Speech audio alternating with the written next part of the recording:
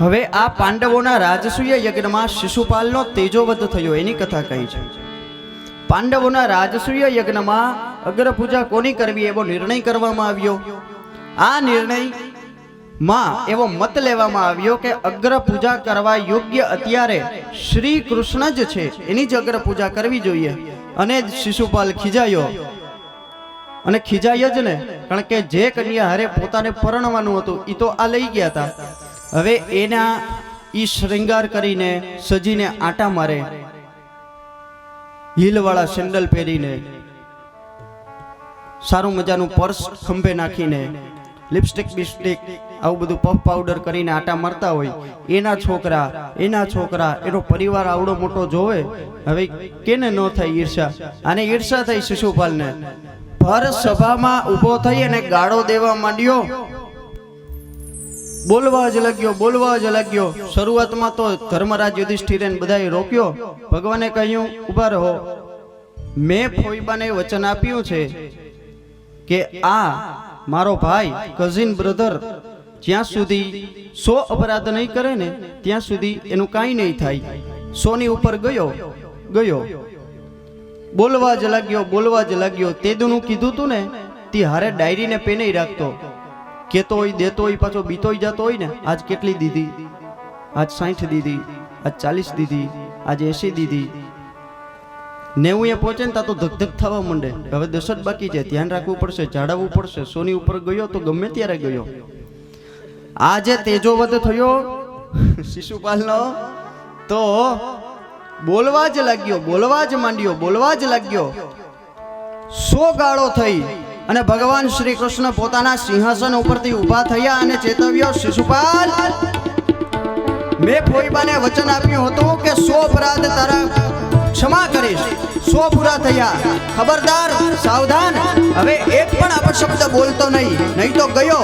શિશુપાલ માન્યો નહીં. અરે તમે ગોવાળો તમારી જાતને માનો છો શું? તમે રહ્યા ગોવાળિયા, તમને રાજપાટમાં કાંઈ ખબર પડે નહીં. બોલવા લાગ્યો અને ભગવાન શ્રી કૃષ્ણચંદ્રએ પોતાના કરાંગલી ઉપર સુદર્શન ચક્રને ધારણ કર્યું, છૂટું મૂક્યું. શિશુપાલનું મસ્તક કપાયું. સૌએ સભામાં જય જયકાર કર્યો. શ્રી દ્વારિકાધીશ.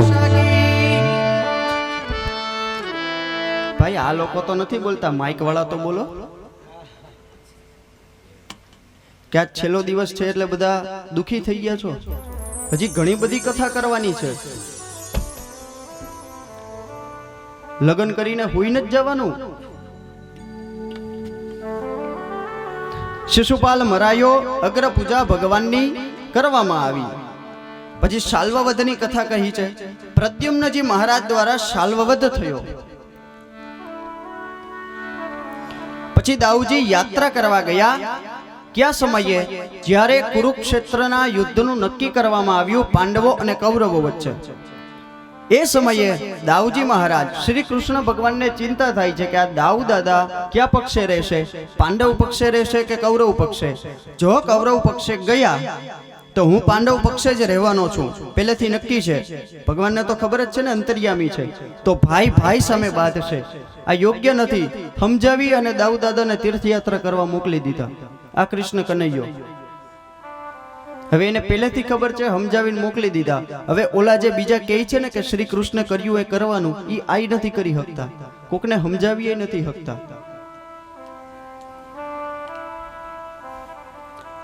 એના પછી સુદામા આખ્યાન આવે છે. પરીક્ષિત રાજા પ્રશ્ન કરે છે સુખદેવજીને, મેં એવું સાંભળ્યું છે કે શ્રી કૃષ્ણ જ્યારે સાંદીપની ઋષિના આશ્રમમાં ભણતા હતા ત્યારે સુદામાપુરીનો એનો એક બ્રાહ્મણ મિત્ર હતો.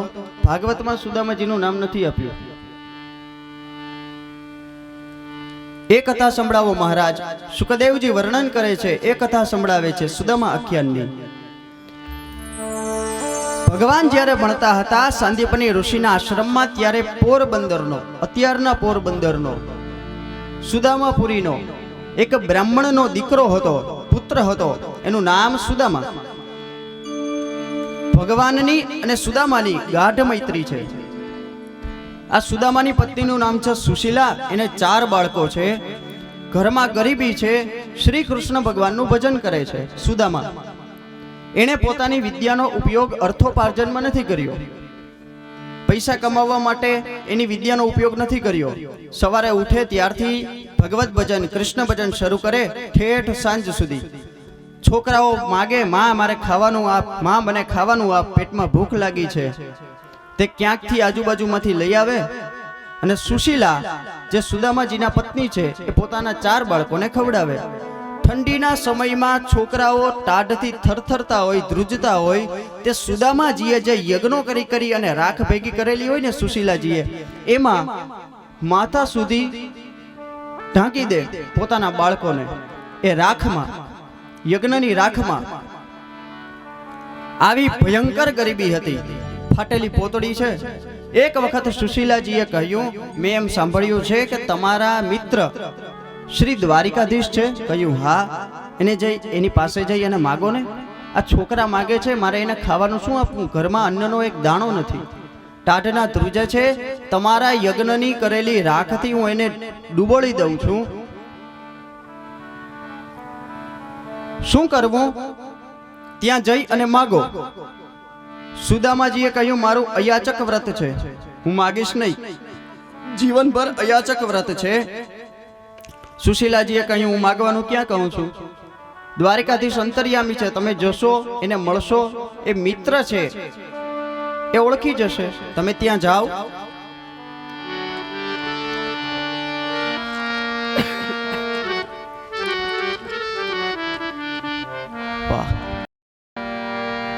જય હો. સુદામાજીનું અયાચક વ્રત છે, જે મળે ભગવાનની કૃપાથી એમાં જ સંતોષ માને છે. બ્રાહ્મણ આવો હોવો જોઈએ, સુદામાજી ઈ બતાવે છે.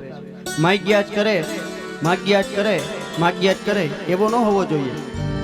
એક ગોરદાદા ગામમાં પોતાના યજમાનને ત્યાં ગયા. પેલા યજમાને કહ્યું, ગોરદાદા બપોરનો સમય થયો હતો, તે સીધો તૈયાર કરી આપું કે જમશો? એટલે ગોરદાદાએ કીધું કે જમું ત્યાં સુધીમાં સીધો તૈયાર કરી આપો. 2 હાથમાં લાડવા. બ્રાહ્મણ કેવો હોવો જોઈએ? સુખદેવજી સુદામાજીનું વર્ણન કરતા કહે છે, વિરક્ત ઇન્દ્રિયાર્થેષુ પ્રશાંતાત્મા જીતેન્દ્રિયઃ કૃષ્ણસ્યાસિત સખા કશ્ચિત બ્રાહ્મણો બ્રહ્મવિત્તમઃ. બ્રાહ્મણમાં અને બ્રહ્મને જાણનાર, બ્રહ્મમ જાનાતી એ બ્રાહ્મણ, જે બ્રહ્મને જાણે છે એ બ્રાહ્મણ. બ્રાહ્મણ, વિપ્ર, દ્વિજ આવા અલગ અલગ નામ છે. અલગ નામ છે એમ ભાવ પણ અલગ છે. 2 વખત જન્મ થાય એને દ્વિજ કહેવાય. દાંતને દ્વિજ કહેવાય, પક્ષીને દ્વિજ કહેવાય, બ્રાહ્મણને દ્વિજ કહેવાય. બ્રાહ્મણના 2 વાર જન્મ થાય છે. હા, બ્રાહ્મણના 2 વાર જન્મ થાય છે. એક સાંસારિક માતા પિતા ગર્ભથી એને જન્મ આપે છે, અને બીજો જન્મ યજ્ઞોપવિત સંસ્કાર થાય છે ત્યારે એના માતા પિતા બદલાય છે. યજ્ઞોપવિતને ધારણ કરે છે ડાબા ખભા ઉપર, ત્યારે એના માતા બને છે વેદ માતા ગાયત્રી. ત્યારે એના પિતા બને છે સૂર્યનારાયણ. યજ્ઞોપવિત સંસ્કાર થયા પછી બ્રાહ્મણે ત્રિકાળ સંધ્યા કરવાની. 3 કાળ ન થઈ શકે તો 2 કાળ કરવાની. 2 કાળ પણ ન થઈ શકે તો 1 કાળ તો કરવાની જ. જ્યારથી બ્રાહ્મણ સંધ્યા રહિત થયો છે ત્યારથી બ્રાહ્મણ ભ્રષ્ટ થયો છે. હું નથી કહેતો, પૂજ્ય ડોંગરેજી મહારાજ એની કથામાં કહેતા, મારા સદગુરુ છે.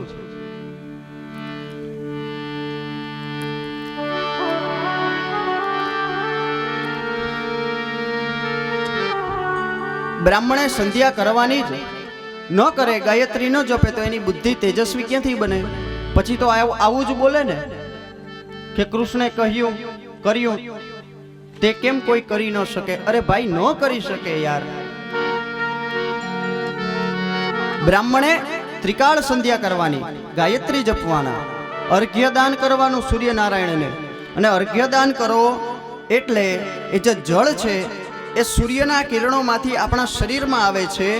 આજનું સાયન્સ, વિજ્ઞાન એ પણ માનતું થયું છે કે એનાથી શરીરના રોગો જે કંઈ પણ હોય એનો નાશ થાય છે. બ્રાહ્મણો બ્રહ્મવિત્તમ, ઊંચામાં ઊંચી કેટેગરી છે, સૌથી ઊંચી શિખર છે. વિરક્ત ઇન્દ્રિયાર્થેષુ પ્રશાંતાત્મા જીતેન્દ્રિય, સંત પ્રશાંત હોય, ભગવંત શાંત હોય. ભગવાન શાંત હોય. ભગવાનને ક્રોધ આવે ક્યારે? જ્યારે કોઈ પોતાના ભક્તનો અપરાધ કરે ત્યારે. જ્યારે સંત પ્રશાંત હોય, પ્રશાંતનો મતલબ એની પાસે તમે ઉદ્વિગ્ન મન લઈને દુઃખી થઈને ગયા હોય, એની પાસે બેસતા જ તમને શાંતિ મળે, એ પ્રશાંત છે એમ સમજજો. આ મહાત્મા સામાન્ય નથી, પ્રશાંત છે, જેણે પોતાના મનને જીતેલું છે, કાબુ કરેલું છે. ઇન્દ્રિયાર્થેષુ, આવા હતા સુદામદેવ. સુદામદેવને જવા માટે હવે દ્વારિકાધીશ પાસે જાય છે ને, પોતાના મિત્ર પાસે જાય છે ને, વર્ષો પછી બંને મિત્રો મળવાના છે, તે સાથે પાસે કંઈક લેતું જવું પડે ને, એટલે આજુબાજુના 4-5 ઘરમાંથી ફાટેલા એ સાડીના છેડામાં સુશીલાજી પૌવા માગીને લાવે છે. 4-5 મુઠ્ઠી ભરીને આપે છે, ફાટેલા એ થીગડા કરેલા વસ્ત્રમાં આપી અને પોટલી આપે છે સુદામાજીને. સુદામાજી લાકડી ઉપર પોટલી રાખી ધીમે ધીમે ધીમે ચાલતા આવે છે. અનેક દિવસોના ઉપવાસ છે સુદામદેવજીને, શરીરમાં શક્તિ નથી રહી, મૂર્છિત થાય છે. આ બાજુ ગરુડજીને આદેશ કરે છે, ભગવાન નારાયણ, મારો ભક્ત મારો સુદામા એ રસ્તામાં મૂર્છિત પડ્યો છે. સુદામપુરીથી દ્વારિકા એનું અંતર થોડું ઘણું છે, એક કામ કરો, જઈ અને મારા ભક્તને દ્વારિકાના પાદરે પહોંચાડો. ગરુડજી આવે છે, સુદામદેવને ઉઠાવે છે, દ્વારિકાને ઝાંપે પહોંચાડે છે.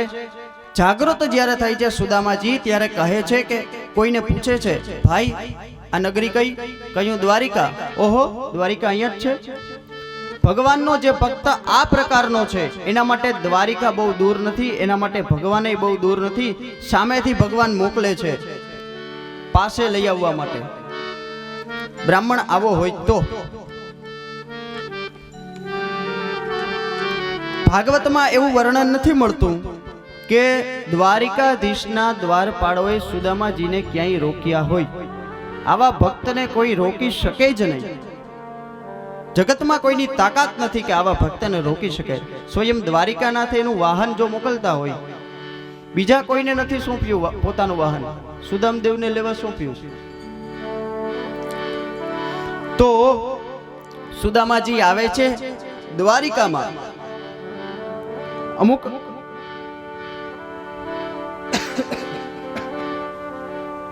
સુદામાજી દ્વારિકામાં આવે છે. શ્રી દ્વારિકાધીશ પોતાના સોનાના હિંડોળા ઉપર બેઠા બેઠા ઝૂલે છે. પગના ઠેસથી હિંચકાને આગળ કરે છે, પાછળ કરે છે, પગની ઠેસ મારતા જાય છે, હિંચકો આગળ આવે છે, પાછળ આવે છે. એવામાં એનું ધ્યાન ગયું, દૂરથી એક બ્રાહ્મણ કૃષ્કાય શરીર છે, ચાલ્યો આવે છે. દુર્બળ બ્રાહ્મણ જોયું, ફાટેલી પોતડી છે, ખભા ઉપર ઉપવસ્ત્ર છે, મેલી જાડી જનોઈ છે, હાથમાં લાકડી છે અને કાખમાં પૌવાની પોટલી છે. જોયું, જાણ્યું કે આ તો કોઈ જાણીતું લાગે છે. જ્યારે પાસે આવ્યા ત્યારે દ્રષ્ટિ માં ખ્યાલ આવ્યો ભગવાનને, દ્વારિકાધીશને, ઓહો આ તો સુદામા છે. પાછળ ગયો હિંચકો, આગળ આવવાની રાહ ન જોઈ, મોજડી પહેરવાનું ભૂલી ગયા. સત્યભામા પાનનું બીડું લઈને જ્યાં આપવા જાય, સત્યભામાનો હાથ એમનેમ રહી ગયો. દ્વારિકાધીશે છલાંગ લગાવી, હિંચકા ઉપરથી દોડ્યા, 2-4 પગથિયા કૂદતા કૂદતા આવ્યા સુદામાજીની પાસે. બંને મિત્રો એક થયા. કોણ સુદામા, કોણ કૃષ્ણ, એ રાણીઓ પણ અને સૈનિકો પણ નક્કી ન કરી શક્યા. જાણ્યું, ઓહો આવો અદ્ભુત ભગવાનનો ભક્ત આ કોણ હશે. નામ સાંભળીને વાલો દોડ્યા ગિરધારી રે. નામ સાંભળીને વાલો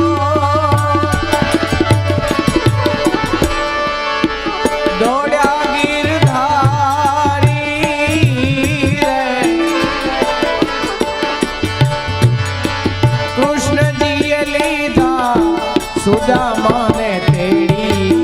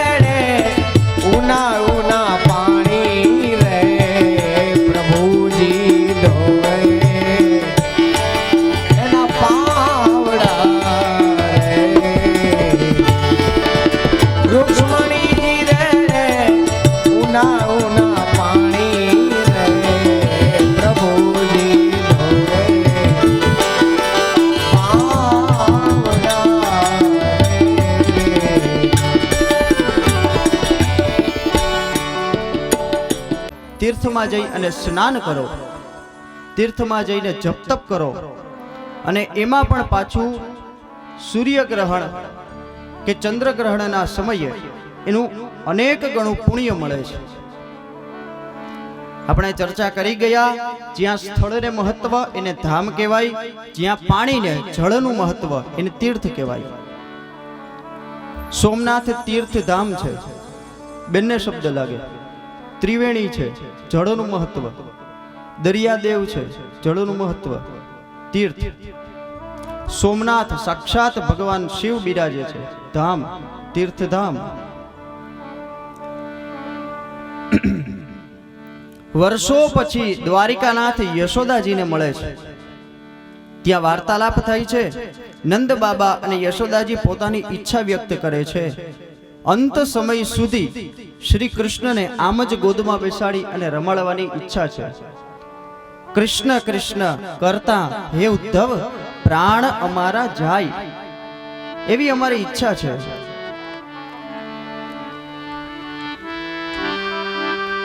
શરૂમાં તો શ્રી કૃષ્ણનો વિયોગ સહન નહોતો થતો, પણ પછી કૃષ્ણ વિયોગની આદત એવી પડી ગઈ કે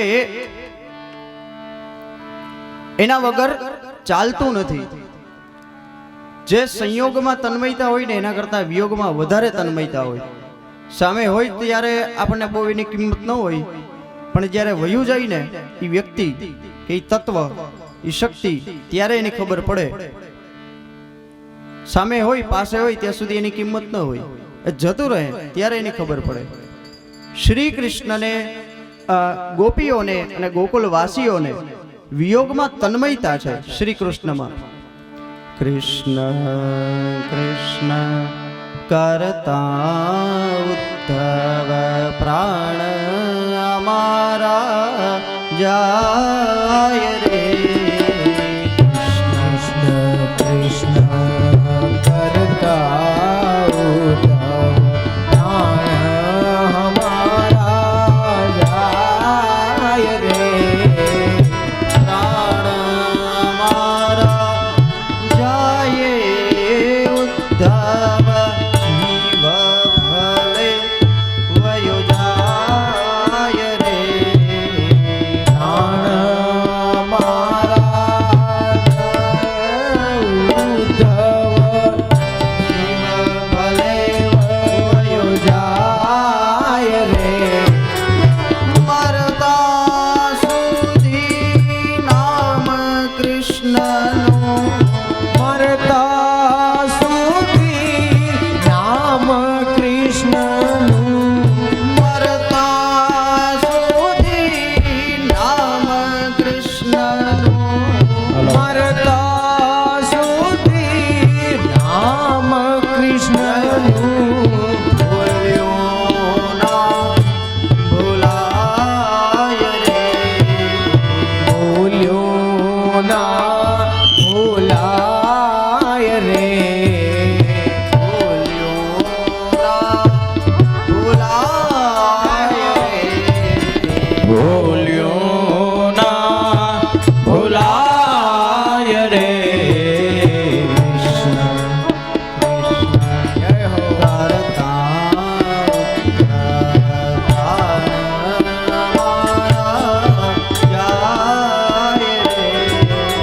કૃષ્ણ કૃષ્ણ કરતા ઉદ્ધવ, પ્રાણ હમારા જાય રે.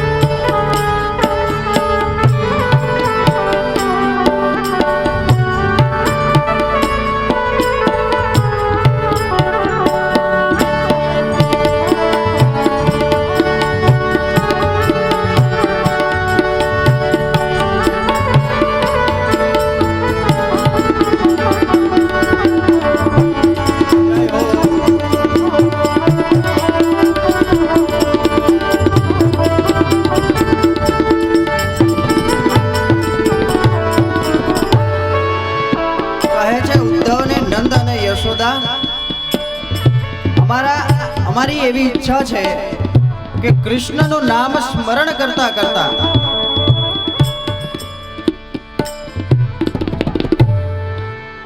અમારા પ્રાણ છૂટે. જે વ્રજમાં કનૈયો દોડ્યો છે, જે વ્રજની રજમાં કનૈયો મોટો થયો છે, એને છોડી અને બીજે ક્યાંય જવાની અમારી ઈચ્છા નથી. ઉદ્ધવ, વ્રજની રજમાં કાયા વિરમે એ ઈચ્છા મન માહી રે. વ્રજની રજમાં કાયા વિરમે એ ઈચ્છા મન માહી રે. વ્રજની રજમાં કાયા વિરમે એ ઈચ્છા મન માહી રે. વ્રજની રજમાં કાયા વિરમે એ ઈચ્છા મન માહી રે. જળના જીવડા જળમાં જન્મે, જળના જીવડા જળમાં જન્મે. જળના જીવડા જળમાં જન્મે. જળના જીવડા જળમાં જન્મે. જળમાં હે મરી જાય રે. જળમાં હે મરી જાય રે. જળમાં હે મરી જાય રે. જળમાં હે મરી જાય રે. કૃષ્ણ કરતા ઉદ્ધાર પ્રાણ મારા જાય રે. કૃષ્ણ કૃષ્ણ કરતા ઉદ્ધવ પ્રાણ અમારા જાય રે. કૃષ્ણ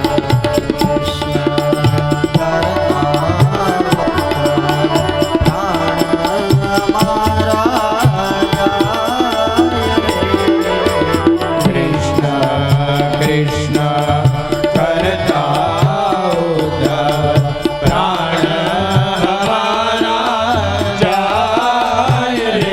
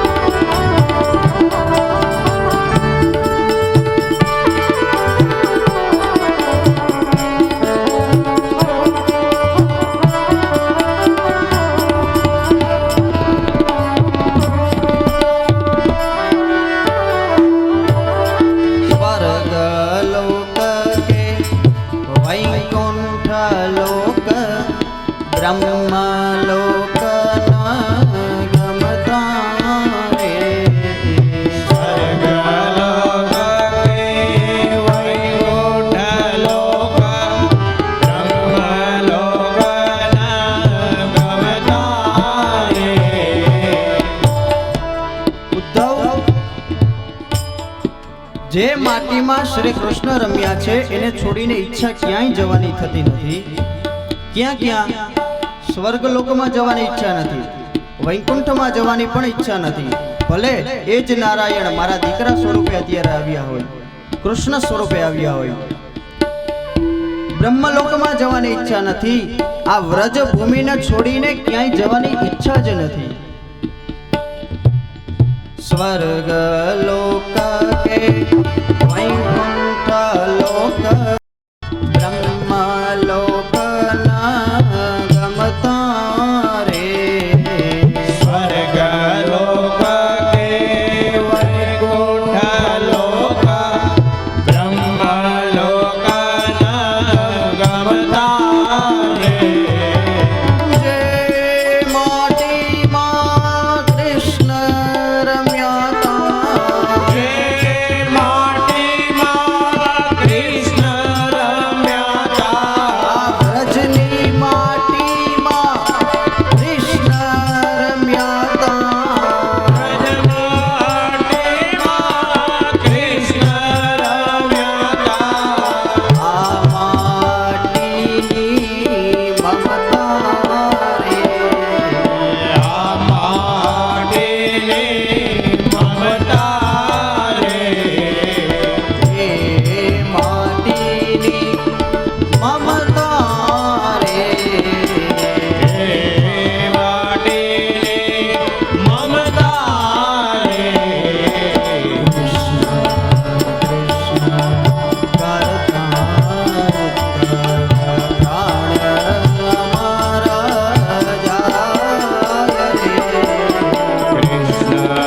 કૃષ્ણ કરતા ઉદ્ધાર પ્રાણ હમારા જાય રે.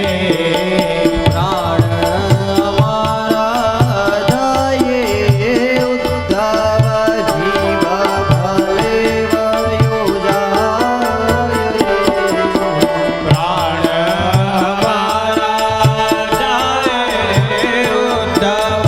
જીવ ભલે વયો જાય રે.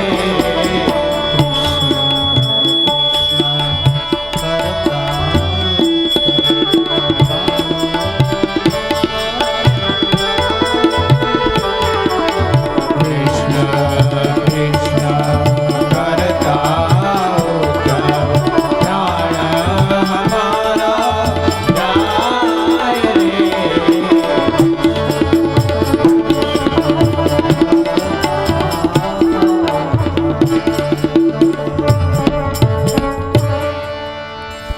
શ્રી દ્વારિકાધીશ કી જય.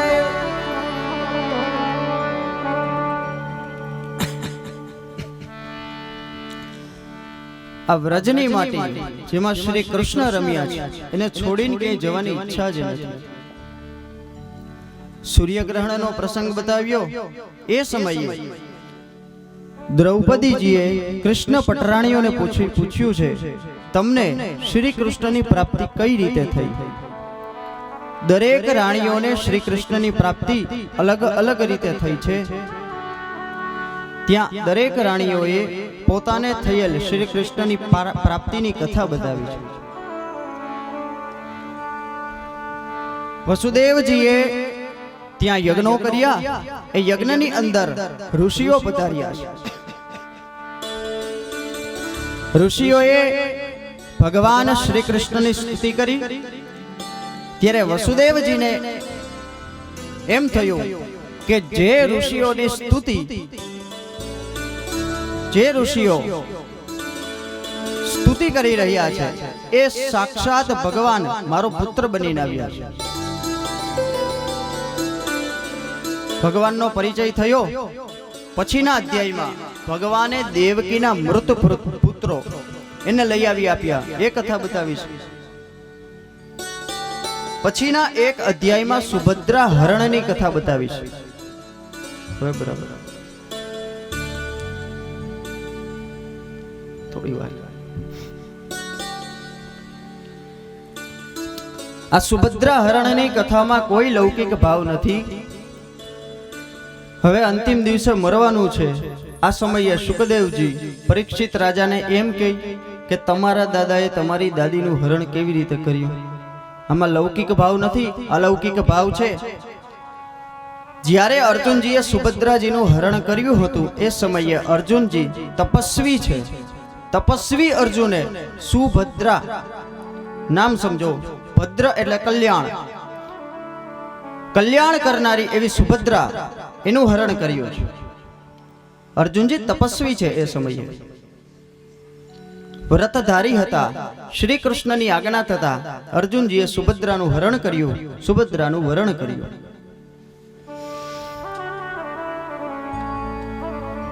એના પછીના અધ્યાયોમાં બહુલાશ્વ રાજા અને એક બ્રાહ્મણને ત્યાં ભગવાન એકી સાથે પધાર્યા. ત્યાં ભગવાનની માયાનો પ્રભાવ બતાવ્યો છે, ત્યાં ભગવાનની માયાનું સ્વરૂપ બતાવ્યું છે. એના પછીના અધ્યાયમાં વેદ સ્તુતિનું વર્ણન છે. એને શ્રુતિ ગીતા કહે છે.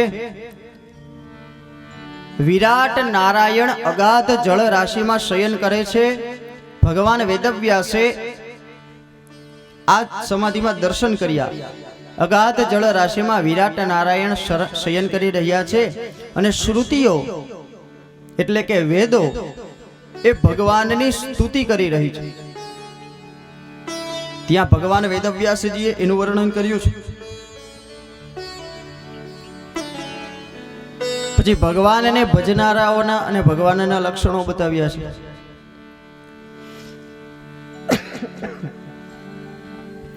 એકવાર ભૃગુ ઋષિએ વિષ્ણુ ભગવાનને વક્ષસ્થળમાં લાત મારી.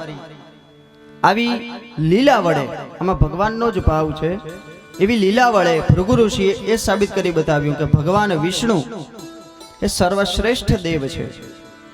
એક અધ્યાયમાં મંત્ર, મૂર્તિ અને માળા ન બદલાવવા એ બતાવ્યું. ઘણા વારે વારે માળા બદલાવે. તમે જે જપ કરતા હોય ને એ માળા ન બદલાવો. જે મૂર્તિની પૂજા કરતા હોય ને એ ન બદલાવો. મંત્ર વારે વારે ન બદલાવો. તુલસીની માળા હોય, રુદ્રાક્ષની માળા હોય, ચંદનની માળા હોય, જે માળાથી તમે જે જપ કરો છો મંત્રનો, મંત્ર ક્યારે પોતાનો પ્રભાવ બતાવે? જેમાં આપણો એ મંત્ર જપ કરવા સમયે આપણો ભાવ ભળે તો એ મંત્ર પોતાનો પ્રભાવ બતાવે. આપણો ભાવ ભળે ને તો મંત્ર પોતાનો પ્રભાવ બતાવે. મંત્ર એ ન બદલાવવો, માળા એ ન બદલાવવી. અને મૂર્તિ, ઘણા લોકોને એવી આદત હોય તીર્થયાત્રા કરવા જાય તે જ્યાંથી જાય તે ભગવાનના ફોટા અને મૂર્તિને બધું લઈ આવે, ઘરમાં આવીને હાચવે. એટલું બધું ભેગું કર્યું હોય જાણે ભગવાનનો મેળો ન લાગ્યો હોય એવું લાગે.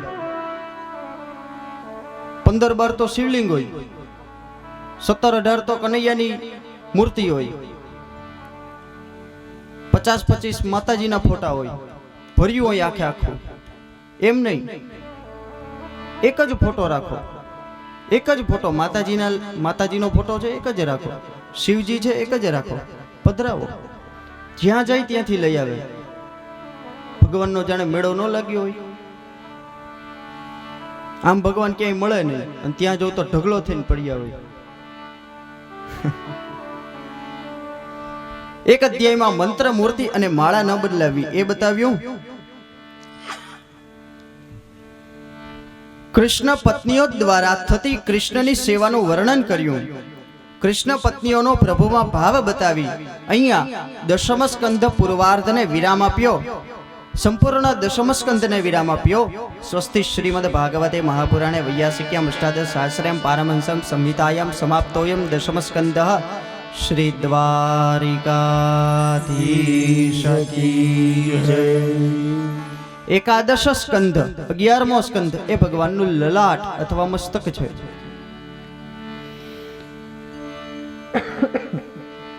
આપણે ચર્ચા કરી ગયા. દ્વાદશાંગો વૈ પુરુષ, ભગવાનના 12 અંગો કલ્પાયા છે.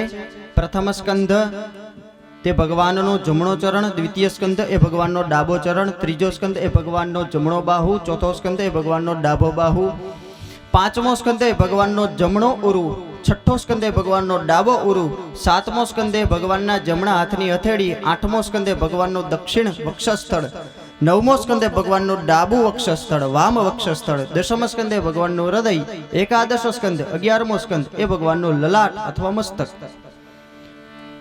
આ દ્વાદશાંગો વૈ પુરુષ શ્રીનાથજી બાબાનું સ્વરૂપ છે. શ્રીનાથજી બાબા કઈ રીતે ઊભા છે? કમર ઉપર હાથ છે, ઊભા છે, એક હાથ આમ છે. આ શ્રીનાથજી બાબાનું સ્વરૂપ છે. શ્રીનાથજી બાબાનો જમણો હાથ એ ખુલ્લો નથી, મુઠ્ઠી વાળી અને આમ કમરે છે.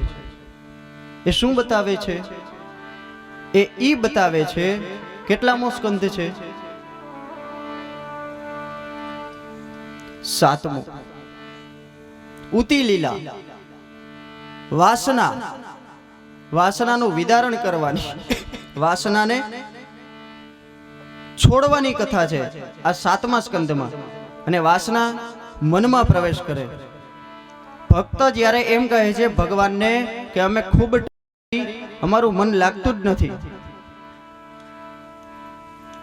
ગમે એટલું કહે છે કે જયકારો કરો, તાલીઓ પાડો, ધૂન બોલો, પણ અમે બોલતા જ નથી, ત્યારે કૃષ્ણ પરમાત્મા કહે છે કે તો હે ભક્ત, તારું મન ચોરી કરી લઉં છું, મારી મુઠ્ઠીમાં રાખું છું અને અહીંયા રાખું છું.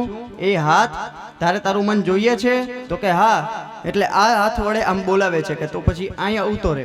પણ આપણે આવતા જ નથી, કારણ કે આપણે બોલતા નથી, જયકારો નથી કરતા, ધૂન નથી બોલતા, બસ સાંભળે જ રાખીએ છીએ, સાંભળે જ રાખીએ છીએ. જાણે થિયેટરમાં પિક્ચર જોવાનું આવ્યા હોય. મેં કીધું તું આ વ્યાસ પરંપરાની કથા નથી, નારદીય પરંપરાની કથા છે. આમાં વચ્ચે ન બોલો તો દોષ લાગે. હવે તમે તમારું જાણો.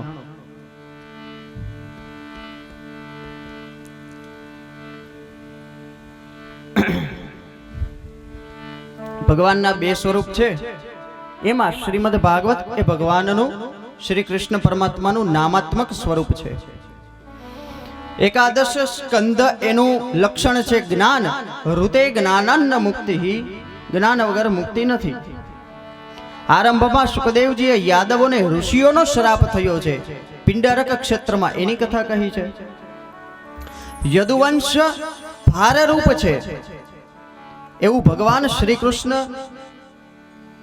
એને વિચાર્યું. ભગવાન શ્રી કૃષ્ણનો અવતાર થયો હતો અસુરોનો ખાતમો કરવા, અસુરોનો સંહાર કરવા. એ કાર્ય એણે પરિપૂર્ણ કર્યું. પણ હવે પોતાનો જ વંશ યદુવંશ એ પૃથ્વીને ભારરૂપ થઈ પડ્યો. ભગવાને વિચાર કર્યો હું નહીં હોઉં તો આ યદુવંશ ગેરમાર્ગે જશે, એના કરતાં સારું છે કે આ લોકોને સાથે લઈને જાઓ. તે ઋષિઓનો શ્રાપ નિમિત્ત બનાવ્યો. સૌ આવ્યા છે સોમનાથ તીર્થ ક્ષેત્રમાં, પ્રભાસ ક્ષેત્રમાં. ત્યાં આવી અને ભગવાન શ્રી કૃષ્ણે દેવાધિદેવ મહાદેવની પૂજા કરી, મંદિર બંધાવ્યું. આવા જીપીએસસીના ક્લાસ 1 ઓફિસરના જે ચોપડા છે ને એમાં વાંચવા મળે છે. રાવણ અહીં આવ્યો હતો સોમનાથ, એણે મંદિર બંધાવ્યું. શ્રી કૃષ્ણ ભગવાને ચંદનનું મંદિર બંધાવ્યું હતું સોમનાથમાં, સોમનાથ ભગવાનનું, સોમનાથ દાદાનું. સૌ આવ્યા, ભગવાન શિવની પૂજા કરી. શ્રી કૃષ્ણ પરમાત્માએ ઈ બેયને વાંધો નથી, પણ એના માનનારાઓને અંદર અંદર બહુ વાંધો છે.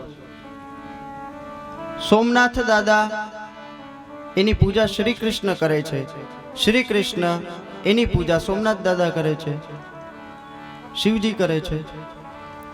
રામ શિવ એકબીજાના 3 પ્રકારે સગા છે. સખ્ય સેવા કરે છે અને સ્વામી છે. ઈ લોકોને વાંધો નથી, પણ ઈ લોકોના જે માનનારા છે ને એ મનમાં એવું ભરીને બેઠા છે કે આ બધા અલગ અલગ છે. અલિયા અલગ નથી, એક જ છે. મહાપ્રભુજી અને શંકરાચાર્યજી બંને જગત ગુરુ છે ને.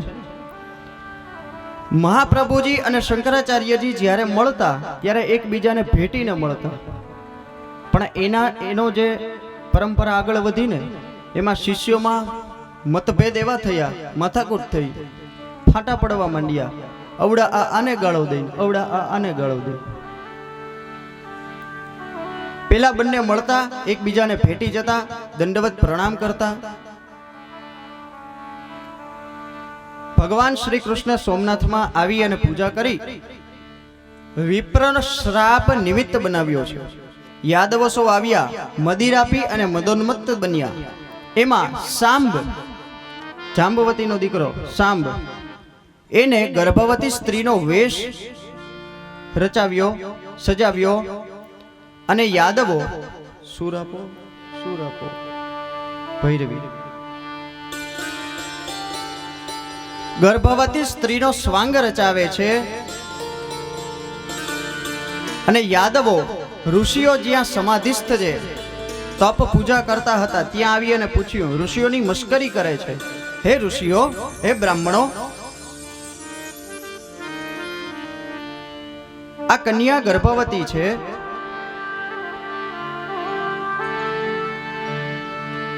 આના ઉદરમાં પુત્ર થશે કે પુત્રી એ બતાવો. ઋષિએ ધ્યાન લગાવ્યું, જોયું આ યાદવો અમે બ્રાહ્મણોની મશ્કરી કરે છે. શ્રાપ આપ્યો, આના ગર્ભથી ન પુત્રી થશે ન પુત્રી થશે, પણ તમારો વંશ એનો સંહાર કરે એવું શસ્ત્ર પ્રગટ થશે, હળમુસળ ઉત્પન્ન થશે. મુસળ ઉત્પન્ન થયું. આ બાજુ આવ્યા બધા યાદવો, બાજુમાં આવી અને પેલાનો સ્વાંગ જે રચેલો હતો ને એ બધો કાઢ્યો, વેશ અને ઉતાર્યો. તે એમાંથી નીકળ્યું મુસળ. સુર ચાલુ રાખો, આ લોકોને વોલ્યુમ આપો.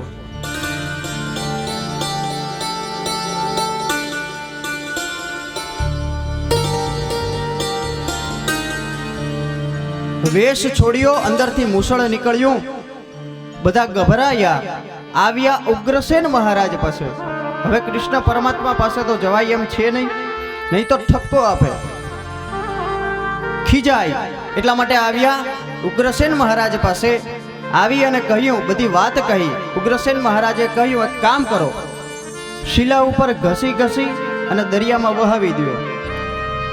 ઉગ્રસેન મહારાજના કહ્યા મુજબ બધાએ પેલા મુસળને શિલા ઉપર ઘસ્યું, દરિયામાં નાખી દીધું.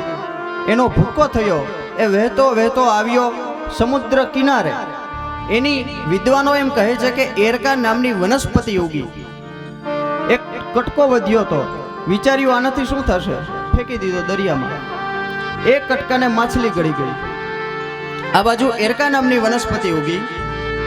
હવે અહીંયા યાદવો મદિરાપી અને મદોન્મત્ત બન્યા. દરિયા કિનારે આવે છે. સૌ મદોન્મત્ત થયેલા યાદવો એમાંથી થઈ માથાકૂટ, બધા ભેગા થયા, બોલાચાલી થઈ. બોલાચાલીમાંથી થયો મોટો ઝઘડો. ભાઈ ભાઈને મારવા લાગ્યો, બાપ દીકરાને મારવા લાગ્યો, દીકરો બાપને મારવા લાગ્યો, કાકા ભત્રીજાને મારવા લાગ્યા. સૌ અંદરો અંદર લડવા ઝઘડવા લાગ્યા. સંહાર શરૂ થયો. આ બાજુ દાઉજીએ જોયું યાદવો અંદરો અંદર લડી રહ્યા છે. તે દાઉજીએ બે હાથ ઊંચા કરી અને કહ્યું, રોકાઈ જાઓ, કોઈ માન્યા નહીં. અને દાઉજીના લોચન થયા લાલ.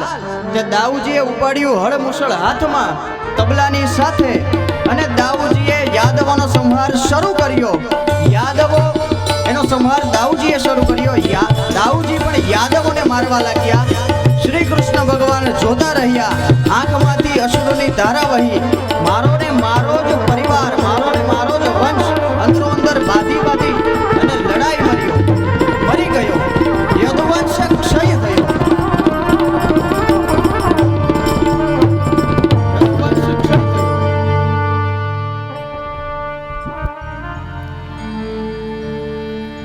યાદવો અંદરો અંદર લડી અને મરી ગયા. વધ્યા શ્રી કૃષ્ણ. ભાગવતમાં બહુ ધ્યાનથી વાંચજો. બધા યાદવો નથી ગુજરી ગયા, 4-5 યાદવો બચ્યા છે. અને બહુ ઉચ્ચ કોટીએ પહોંચેલા હતા. ઉદ્ધવજી, દાઉજી મહારાજ, શ્રી કૃષ્ણ ભગવાન સ્વયં, 4-5 યાદવો વધ્યા હતા. ભગવાન શ્રી કૃષ્ણ બેઠા છે. જોયું, આંખમાંથી અશ્રુધારા વહી. દાઉજી પાસે આવ્યા. એની આંખમાંથી અશ્રુધારા વહે છે. આવી ભગવાનને વંદન કર્યા અને પછી કહ્યું, હે નાથ, હે નારાયણ,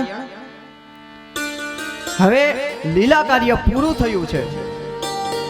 શ્રી કૃષ્ણ પરમાત્માએ કહ્યું, દાઉ દાદા, હવે આપ આપનું મૂળ સ્વરૂપ ધારણ કરી અને આપના માર્ગે સીધાવો, સ્વધામ ગમન કરો. દાઉજી મહારાજે મૂળ સ્વરૂપ ધારણ કર્યું, શેષ અવતારમાં આવ્યા અને ત્યાંથી એક ગુફાના માર્ગે પાતાળમાં જઈ અને સ્વધામ પહોંચી ગયા. આજે પણ સોમનાથમાં ગીતા મંદિર આવો ને ત્યાં એ સ્થાન છે. શેષ નારાયણ બલરામજીનું મંદિર છે ત્યાં ગીતા મંદિરમાં. ત્યાં આવે છે દારૂકનો રથ.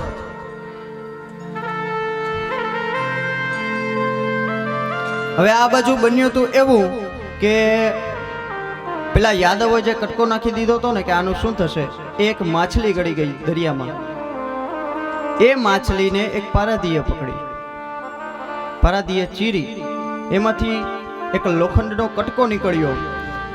એ લઈ અને વિચાર્યું કે આ બાણની નોક બનાવવામાં કામ લાગશે, પાસે સાચવીને રાખી મૂક્યો. એ પારધીનું નામ હતું જરા. જરા નામના પારધીએ એ કટકો એની બાણની નોક બનાવી. ભગવાન જાય છે, ભગવાને પોતાની પણ વ્યવસ્થા કરતા ગયા, કારણ કે પોતે પણ યાદવ છે.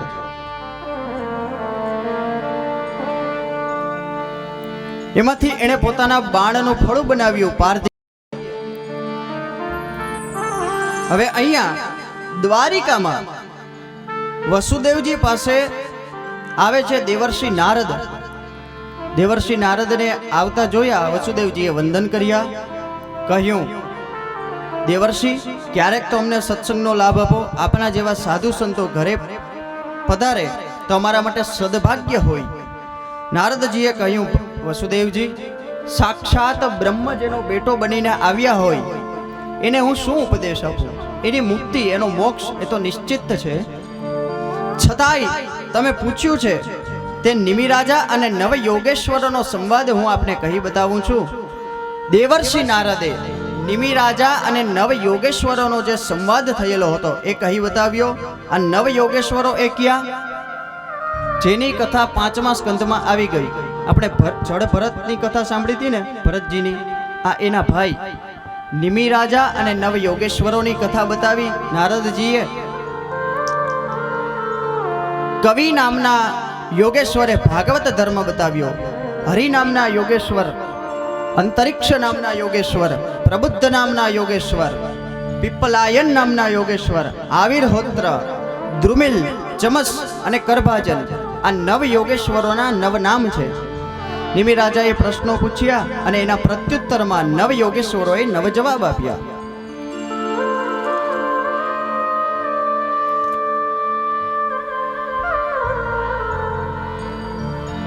અંતે કહ્યું, સત્યયુગમાં ધ્યાનનું જે ફળ છે, ત્રેતાયુગમાં યજ્ઞનું જે ફળ છે, દ્વાપરમાં પૂજન અર્ચનનું જે ફળ છે, એ જ કળિયુગમાં કલૌ તદ હરિકીર્તનાથ, કલૌ તદ હરિકીર્તનાથ, કેવળ નામ સંકીર્તન કરવા માત્રથી પ્રભુ પ્રાપ્તિ, મોક્ષ પ્રાપ્તિ થઈ જશે. દેવર્ષિ નારદે સંવાદ સંભળાવ્યો, સત્સંગ કરાવ્યો અને ત્યાંથી વિદાય થયા. હવે એકાંતમાં દેવતાઓ દ્વારિકાધીશ શ્રી કૃષ્ણને શરણે આવ્યા. વંદન કરી અને કહ્યું, આ દેવતાઓ બડા સ્વાર્થી છે. જ્યારે કામ હોય ને ત્યારે ભગવાન પાસે જાય અને જ્યારે કામ પતી જાય ને પછી કહે કે બાપજી કામ પૂરું થઈ ગયું, હવે ચાલો પોતાના સ્થાને.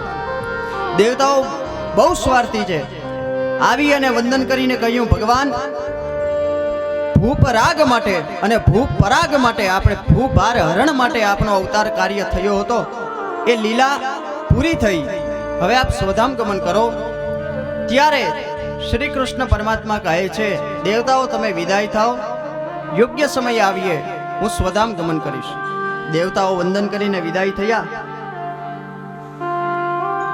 આ બાજુ પ્રભાસક ક્ષેત્રમાં ઉદ્ધવજી એ શ્રી કૃષ્ણ પાસે આવે છે. શ્રી કૃષ્ણ કોઈ અશ્વત્થના વૃક્ષની નીચે ડાબા પગ ઉપર જમણો પગ ચડાવીને બેઠા છે. પોતાના બંને હાથ મસ્તકની પાછળ છે. ઉદ્ધવજી આવે છે પાસે. એ સમયે મૈત્રેય ઋષિ પણ ત્યાં દર્શન કરે છે. ઉદ્ધવજીને જ્ઞાનોપદેશ કરે છે ભગવાન શ્રી કૃષ્ણ. જાણે છે ઉદ્ધવજી કે હવે ભગવાન સ્વધામ સિધાવવાના છે. તે પાસે આવી અને પ્રાર્થે છે કે ભગવાન આવ્યા હતા તો મને સાથે લઈને નહોતા આવ્યા, હવે જાવ છો તો સાથે લઈને જાવ ને. ભગવાનને શરણે જઈ ચરણ પકડી અને વંદન કરીને કહે છે દેવ દેવેશ યોગેશ પુણ્ય શ્રવણ કીર્તન સંહૃત્યૈ તત્કુલમ નૂનમ લોકમ સંત્યક્ષ્યતે ભવાન વિપ્રશાપમ સમર્થોપી પ્રત્યહન્ન યદીશ્વરઃ નાહં તવાંગ્રી કમલમ ક્ષણાર્ધમ અપિ કેશવમ त्यक्तुं समुत्सहेनाथ त्यक्तुं समुत्सहेनाथ स्वधाम नय मामपि स्वधाम नयनामपि नय माम अपि. હે ભગવાન મને સાથે લઈને જાઓ. ત્યારે શ્રી કૃષ્ણ પરમાત્મા ઉદ્ધવજીને ઉપદેશ કરે છે ઉદ્ધવ હું આવ્યો તો ત્યારે સાથે લઈને નહોતો આવ્યો, જ્યારે જાઉં છું તો ત્યારે તને સાથે લઈને કેવી રીતે જાઉં. ક્રિયા યોગ બતાવે છે, અનેક પ્રકારના યોગ બતાવે છે, અનેક ઉપદેશ કરે છે. અને પછી શ્રી કૃષ્ણ પરમાત્મા પોતાની પાદુકા ઉદ્ધવજીને આપે છે અને આજ્ઞા કરે છે ઉદ્ધવ આ મારી પાદુકા લઈ અને બદ્રિકાશ્રમ ક્ષેત્રમાં જાઓ, ત્યાં જઈ તપસ્યા કરો.